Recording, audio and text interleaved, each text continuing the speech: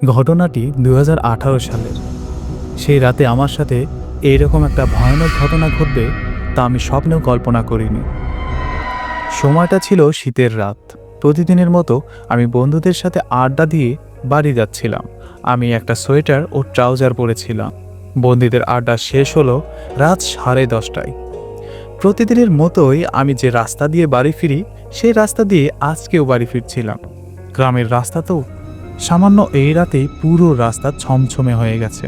বলে রাখা ভালো, আমি যে রাস্তায় বাড়ি ফিরি সেই রাস্তার পাশে কিছু বাঁশঝাড় ছিল। দিনের বেলা এই বাঁশঝাড় দেখতে স্বাভাবিক লাগতো, কিন্তু রাতের বেলা কেন জানি না খুব ভয়ানক হয়ে উঠত এই বাঁশঝাড়। অনেক ছোট থেকেই যাওয়া আসা করি, কোনোদিন কোনো কিছু ঘটেনি আমার সাথে, কিন্তু সেই দিন যা ঘটেছিল তার জন্য আমি মোটেও প্রস্তুত ছিলাম না।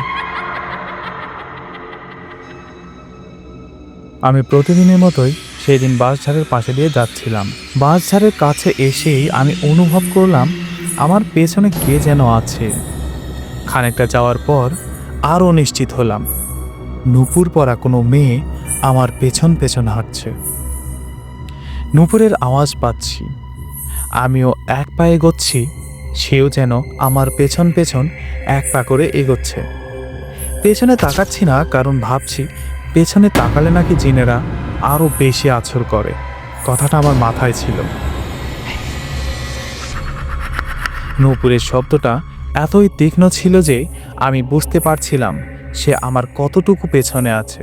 একসময় আমি ভয়ে থমকে দাঁড়িয়ে পড়লাম। তার পরপরই আমার মনে হলো আমার পেছনে সেই জিন আর নেই, মানে নূপুরের শব্দটা আর নেই।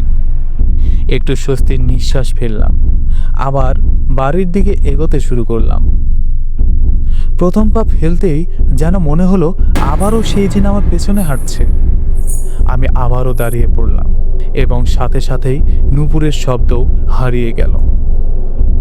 আমি মনে মনে ভাবতে শুরু করলাম আমি হাঁটলেই আমার সাথে সে হাঁটছে, কিন্তু আমি হাঁটা বন্ধ করলেই সেও থেমে যাচ্ছে। এটার আসলে কারণ কি?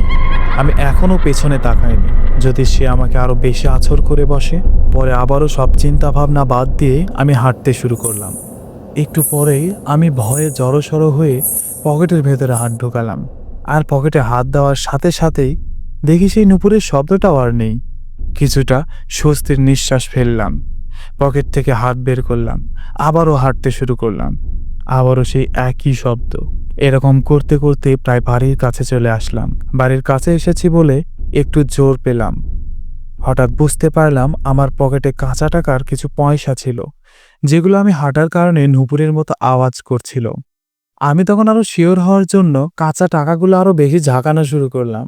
আর একটু পরেই বুঝতে পারলাম যে আসলে আমার পেছনে নূপুর পরা কেউ ছিল না।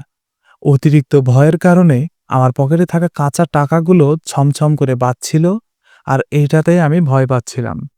কিন্তু যাই হোক, সেদিনের ঘটনায় আমি প্রচুর পরিমাণ ভয় পাই।